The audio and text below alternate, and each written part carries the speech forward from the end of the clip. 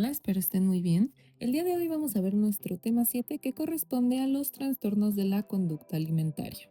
Entonces, un trastorno de la conducta alimentaria va a ser esta alteración persistente de la conducta o de los comportamientos relacionados a la alimentación o a la comida.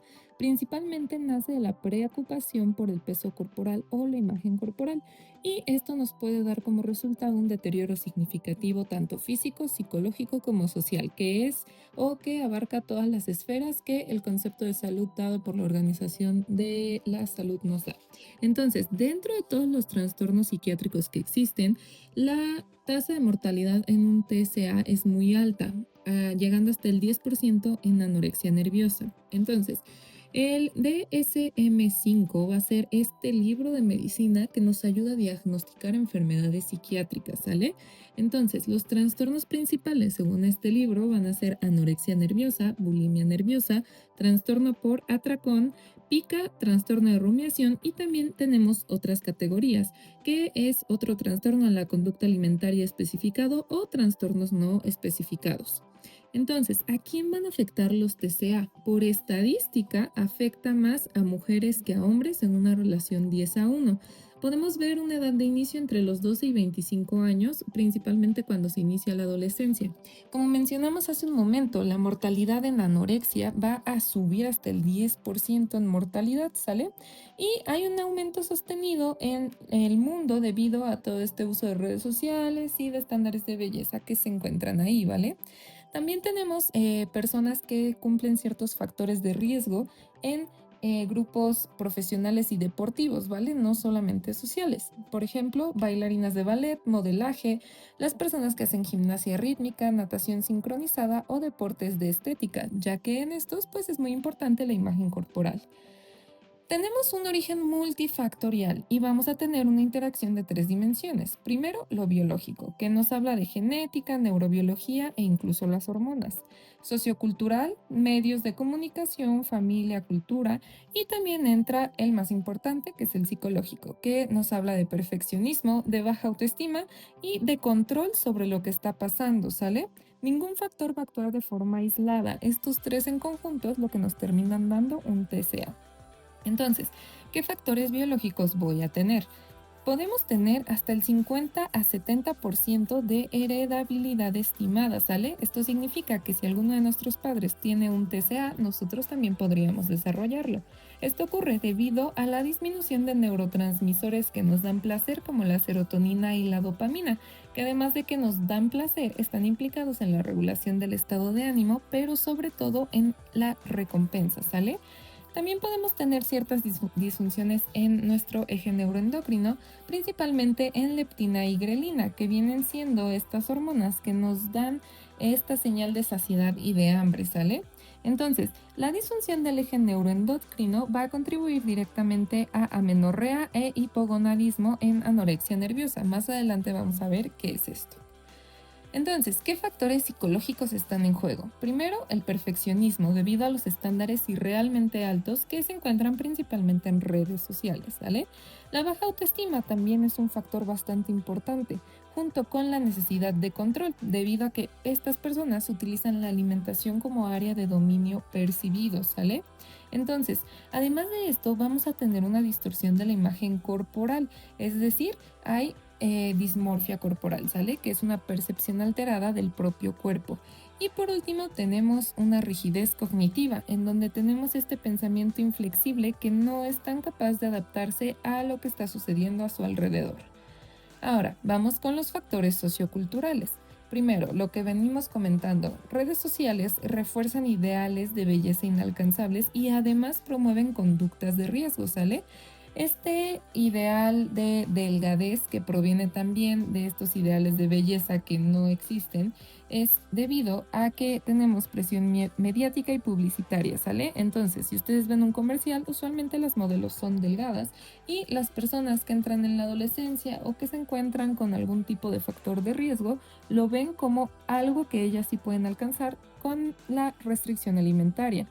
Además de esto, en la sociedad es bien sabido que tenemos estigma de obesidad, ¿sale? Tenemos rechazo social al sobrepeso y esto podría generar vergüenza corporal y vulnerabilidad para desarrollar conductas restrictivas. Y por último tenemos la dinámica familiar, en donde si hay sobreprotección, si hay una crítica constante a la imagen de la persona, también nos predispone muchísimo a desarrollar algún TCA. Ahora, vamos con las comorbilidades psiquiátricas, ¿sale? Muy raramente se presentan de forma aislada, es decir, no solamente es anorexia y ya, sino que puede ir acompañado de depresión mayor, que es la comorbilidad más frecuente, de trastornos de ansiedad, de trastorno obsesivo compulsivo, trastorno límite de personalidad o obsesivo compulsivo y incluso el abuso de sustancias, ¿sale? Por ejemplo, alcohol y principalmente drogas estimulantes que restrinjan el hambre. Entonces, la presencia de comorbilidades psiquiátricas sí o sí agrava el pronóstico y complejiza el tratamiento, ya que no solo hay que tratar el TCA, sino también buscar la base de la causa o el acompañamiento del trastorno. ¿Cuáles van a ser mis criterios diagnósticos según el DSM-5? Primero, restricción energética. Esto nos va a decir que hay una ingesta insuficiente de alimentos que conduce a un peso corporal significativamente bajo para la edad, el sexo y el desarrollo, ¿sale? Entonces, si tenemos una niña de 12 años que vive en México y que tiene un peso de 30 kilos, estamos hablando de que está baja en peso. Entonces, eso es resultado de la restricción energética o restricción de alimentos. El criterio B viene siendo el miedo intenso a engordar. Entonces, el paciente en la consulta va a referir este miedo persistente a ganar peso o convertirse en una persona con sobrepeso, incluso si el peso de la persona o del paciente implicado ya es bajo, ¿sale? Y por último, el criterio C sería la alteración de la percepción corporal, en donde el psiquiatra o el profesional de la salud va a notar que la persona tiene una distorsión en la forma en la que se percibe el propio peso o constitución, ¿sale? Entonces aquí vamos a tener una influencia excesiva en la autoevaluación. Un criterio adicional que viene siendo ya más numérico es cuando se tiene un índice de masa corporal menor a 18.5, ¿sale? Entonces, esto va a ser un indicador de bajo peso que junto con los criterios A, B y C nos refuerzan o nos confirman el diagnóstico. ¿Cuáles van a ser los subtipos? Dentro de los TCAs tenemos tipo restrictivo y tipo atracón, ¿sale? El restrictivo es cuando se da una pérdida de peso mediante dieta, ayuno o ejercicio excesivo. Entonces, en el restrictivo, como su nombre lo dice, hay una restricción bastante estricta de los alimentos y de las conductas. Y el tipo número 2, que sería el tipo atracón o purgas, van a ser episodios recurrentes de atracones seguidos de conductas purgativas, como vomitar, consumo de laxantes, etc. Entonces, en el tipo restrictivo lo más característico es anorexia y en el tipo atracón lo más característico es bulimia. Ahora, ¿qué manifestaciones clínicas puede tener un paciente con un TCA? Primero, amenorrea en el caso de las mujeres, que va a ser la ausencia de menstruación por supresión hormonal. Recuerden que todo mi eje neuroendocrino va a estar alterado y dentro de este está el eje gonadal, que es lo que promueve la menstruación. Posterior a eso tengo bradicardia, frecuencia cardíaca por debajo de 60 latidos por minuto debido a la falta de energía, ¿sale? Hipotensión por lo mismo, presión arterial reducida debido a la bradicardia y a la baja energía que el cuerpo tiene en este momento. Además, vamos a tener temperatura corporal disminuida, ya que en los músculos no vamos a tener suficiente glucógeno para estar quemando. Y además de esto tengo lanugo. ¿Qué es el lanugo? Va a ser este vello fino y suave en el cuerpo como respuesta adaptativa al frío, ¿sale? Entonces, nuestro cuerpo va a empezar a producir vellito en un intento de cuidarnos del frío o de las temperaturas que ya no estamos siendo capaces de controlar. ¿Cuáles van a ser las complicaciones de la anorexia? Primero, me puede dar arritmias, me puede dar una prolongación del intervalo QT en el electrocardiograma e incluso en casos más severos, paro cardíaco, ¿sale? Además de eso, debido a la falta de minerales y nutrientes, podemos tener osteoporosis, fracturas, amenorrea, que es lo que comentábamos, hipogonadismo e hipotiroidismo, porque todos estos entran en el eje neuroendocrino. Vamos a tener también principalmente anemia, anemia de tipo ferropénico, es decir, por falta de hierro, leucopenia, que es una disminución de nuestras células inmunológicas, y trombocitopenia, que es una disminución de las células que nos ayudan a formar trombos, ¿vale? Además de esto, puede haber algo que se llama síndrome de realimentación, en donde si esta persona decide empezar a comer o decide o empieza en un tratamiento para erradicar la anorexia y todas las complicaciones, pues es lo que sucede si empieza con una realimentación agresiva, en donde puede haber alteraciones electrolíticas como hipofosforemia o hipocalcemia, etcétera, ¿sale? Además, va a haber un riesgo durante la recuperación nutricional supervisada, porque al estar ya en tratamiento con un nutriólogo, se empieza a nutrir el cuerpo, empieza a tener más nutrientes, ¿sale? Entonces, esto es lo que ocasiona el síndrome de realimentación. Ahora, vamos con la bulimia nerviosa. La bulimia nerviosa nos va a dar atracones recurrentes, ¿sale? Esto significa que las personas van a consumir grandes cantidades de alimentos en un periodo muy corto del tiempo. Esto nos va a llevar a la sensación de pérdida de control, ¿sale? En donde yo no puedo dejar de comer, no puedo controlar qué como ni en qué cantidad. Y debido a esto voy a generar esta conducta compensatoria en donde puedo tener vómito autoinducido, uso de laxantes, diuréticos, ayuno por días o ejercicio excesivo para evitar el aumento de peso y compensar toda la comida que se estuvo ingiriendo. Entonces, la frecuencia mínima para que nosotros podamos considerar que alguien tiene bulimia es por lo menos una vez a la semana durante un mínimo de 3 meses, ¿vale? Entonces, ¿qué va a pasar con la bulimia? Va a ser muy diferente a la anorexia, ya que aquí vamos a tener un peso normal, ¿sale? Entonces, el índice de masa corporal puede estar dentro del rango normal o incluso haber un sobrepeso leve. Pero debido al vómito autoinducido, podemos tener erosión dental, podemos tener parotimegalia bilateral, que es una hipertrofia de glándulas parótidas, y además el signo de Russell, que es callosidades en el dorso de los nudillos por el vómito autoinducido repetido. Entonces, estas tres que acabo de mencionar son derivadas de el ácido gástrico que regresa, de la forma en la que la persona se provoca el vómito y de la compensación que el cuerpo está tratando de hacer. ¿Cuáles van a ser las complicaciones? Igual que en la anorexia vamos a tener complicaciones hidroelectrolíticas, ¿sale? Y esto nos puede llevar a arritmias cardíacas que son potencialmente fatales, ya que ya habíamos revisado en otros módulos que gracias a electrolitos como potasio, sodio, es que se mantiene el potencial de acción que hace que el corazón siga latiendo.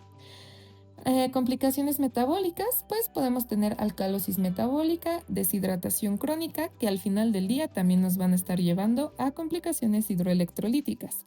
Posteriormente tengo complicaciones gastrointestinales. Primero, esofagitis, que va a ser una inflamación del esófago debido a la cantidad excesiva de ácido gástrico que está pasando por ahí. Síndrome de Mallory-Weiss es cuando la mucosa del estómago y del esófago se desgarran por el esfuerzo que están haciendo al vomitar. Esto nos da hemorragias masivas. Y también tenemos ruptura esofágica, que va a ser el síndrome de Boerhaave. Y por último, complicaciones dentales. Como vamos a estar teniendo mucho ácido en la cavidad bucal, podemos tener erosión del esmalte, caries y exposición por ácido gástrico recurrente que puede dañar tejidos blandos. Ahora, vamos con el trastorno por atracón, que también se llama binge eating disorder, ¿sale? Entonces, ¿cuáles van a ser los criterios? Episodios recurrentes de atracón, que va a ser una ingesta excesiva de alimentos en un periodo corto de tiempo. Aquí, a diferencia de la bulimia, no vamos a tener ningún tipo de conducta compensatoria. No vamos a vomitar, no vamos a consumir laxantes, ni diuréticos, ni nada. Y para que nosotros podamos diagnosticarlo, tiene que ocurrir por lo menos una o más veces por semana durante 3 meses. Aquí lo que va a ocurrir es que va a haber un malestar psicológico significativo debido a que perdieron el control, ¿sale? Entonces hay culpa, hay vergüenza. Aquí lo que nos interesa es que las personas comen mucho más rápido de lo normal y comen hasta que se sienten demasiado llenos. Además de esto, lo consumen sin tener hambre física, simplemente es esta sensación de querer comer algo. Hay sentimientos de culpa, de asco o de depresión tras el episodio, ¿sale? Ahora, yo sé que es muy parecido a la bulimia, pero el punto clave aquí es que vamos a tener atracones sin conductas purgativas. Después vamos a tener el trastorno de evitación o restricción de la ingesta de alimentos. Aquí va a ser una restricción alimentaria sin que necesariamente haya una distorsión de la imagen corporal. Entonces, las personas que tienen autismo y que rechazan ciertos alimentos por sensibilidad sensorial pueden ser clasificados dentro de la restricción de ingesta de alimentos sin que necesariamente tengan la necesidad de verse más delgados o el miedo a engordar. Entonces, ¿qué va a caracterizar esto? Sensibilidad sensorial, va a haber rechazo de la comida por textura, color, olor. También va a haber miedo aversivo que nos indica que esta persona puede tener temor a atragantarse, temor a vomitar o sufrir alguna reacción adversa. Y además de esto, simplemente va a haber un desinterés por comer, ¿sale? Y no necesariamente va a estar relacionado a la imagen corporal. ¿Cuáles van a ser las consecuencias? Como en todos, desnutrición, dependencia de suplementos y, dependiendo la edad a la que suceda, retraso en el crecimiento y desarrollo. Vamos con pica y trastorno de rumiación. Entonces, pica va a ser la ingesta de sustancias no nutritivas, ¿sale? Esto es principalmente ingesta de sustancias no alimentarias, como tierra, papel, cabello, hielo. Es muy común que en personas con anemia ferropénica las personas consuman tierra o barro, ¿sale? Y aquí pues no vamos a tener ningún tipo de valor nutricional, sin embargo las personas lo siguen consumiendo. Esto puede ser asociado a embarazo, déficit de hierro, discapacidad intelectual o trastornos del espectro autista, ¿sale? Ahora, por otro lado, tengo el trastorno de rumiación. Aquí es cuando la persona va a tener una regurgitación repetida tras la deglución, ¿sale? Aquí no vamos a tener ninguna causa orgánica identificable, no vamos a tener ningún trastorno del estómago, del esófago, nada. La persona lo va a autoprovocar, ¿sale? Muy bien, ahora, ¿cómo voy a hacer el diagnóstico? Tengo que hacer una evaluación clínica integral, ¿sale? Basada en el libro DSM-5. Entonces, aquí vamos a tener un diagnóstico clínico, aplicación de criterios específicos y evaluación de ciertas conductas. Tenemos que hacer una historia clínica detallada en donde veamos cuánto come la persona, el tipo de conductas restrictivas o compensatorias e incluso antecedentes psiquiátricos y familiares. Posteriormente nos vamos a la evaluación nutricional, hacemos antropometría, composición corporal, cálculo de índice de masa corporal e incluso el estado nutricional. Aquí es importante porque vamos a detectar desnutrición o malnutrición en caso de haberla. Y también nos podemos ayudar de estudios de laboratorio, principalmente electrolitos, biometría hemática y perfiles tiroideos, ¿sale? Algo que tenemos que hacer de forma obligatoria es un electrocardiograma para descartar alteraciones en el ritmo cardíaco secundarias a alteraciones hidroelectrolíticas. Ahora, ¿cómo va a ser mi tratamiento? Primero, tenemos que tomar psicoterapia, ¿sale? Dependiendo del tipo de comorbilidad, vamos a elegir la rama psicológica. Tenemos que tener rehabilitación nutricional progresiva y supervisada para evitar el síndrome de realimentación. Farmacoterapia, principalmente basada en antidepresivos, y si la persona tiene alguno de los criterios de hospitalización que ven en la pantalla, pues ingresarla a hospitalización convencional o terapia intensiva en caso de ser necesario. ¿Cuáles van a ser mis complicaciones? Pues aquí juntamos todas las que ya vimos: cardiovasculares, gastrointestinales, endocrinas y psiquiátricas. Estos cuatro pueden ser consecuencia directa de evitar comer o de tener algún tipo de conducta obsesiva compulsiva derivada de todo lo que acabamos de ver. Entonces, vamos a tener un ciclo patológico, ¿sale? En donde hay restricción, principalmente en anorexia. Después voy a tener hambre extrema. Aquí se corta el ciclo en anorexia debido a que estas personas tienen una restricción alimentaria. Pero si hablamos de bulimia, continuamos con el atracón. Posterior de un atracón hay culpa, vergüenza y por ende conductas compensatorias como vómito, uso de laxantes, ejercicio intenso y el ciclo comienza de nuevo. Entonces, realmente el ciclo que estamos viendo en pantalla corresponde a bulimia. ¿Cuál va a ser el pronóstico? Si hay un diagnóstico temprano y una intervención oportuna, la realidad es que tenemos un buen pronóstico, ¿sale? Si tenemos inicio prepuberal, larga duración de la enfermedad, alguna comorbilidad psiquiátrica severa o un peso muy bajo, la probabilidad de mejora al corto plazo disminuye bastante, ¿sale? Algo que tenemos que saber de los TCAs es que tenemos una alta tasa de recaídas, entre el 40 a 60% de los pacientes la experimentan. La anorexia nerviosa, como ya mencionamos, puede llegar a tener una mortalidad de hasta el 10% y tenemos que tener un seguimiento sí o sí a largo plazo para evitar recaídas a futuro. Entonces, para concluir, los trastornos de la conducta alimentaria van a ser patologías graves y complejas que sí o sí necesitan una intervención médica y psicológica coordinada debido a la alta morbimortalidad que tienen, ¿sale? Va a tener un impacto biopsicosocial bastante importante. Tenemos que abordarlo con nutriólogos, psicólogos, psiquiatras, o sea, interdisciplinario, y tenemos que tomar en cuenta que si no hacemos acciones oportunas, puede tener una alta morbimortalidad. Entonces, ahora vamos a resolver nuestras preguntitas. Si tienen alguna duda, déjenlo en los comentarios. Recuerden pausar el video, leer bien la pregunta y una vez que tengan la respuesta, ponen play de nuevo.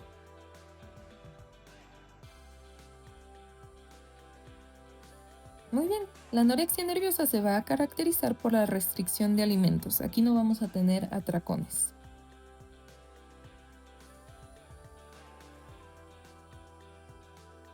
Perfecto. El trastorno que incluye atracones y conductas compensatorias como vómito, uso de laxantes o ejercicio intenso es la bulimia.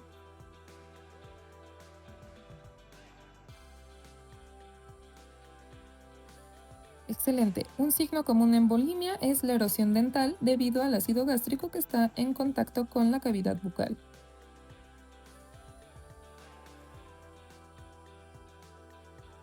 Recuerden que un TCA va a ser multifactorial. Pueden incluir genética, presión social, principalmente derivada de redes sociales, y factores psicológicos como causas, comorbilidades asociadas como depresión, ansiedad o algún trastorno de la personalidad.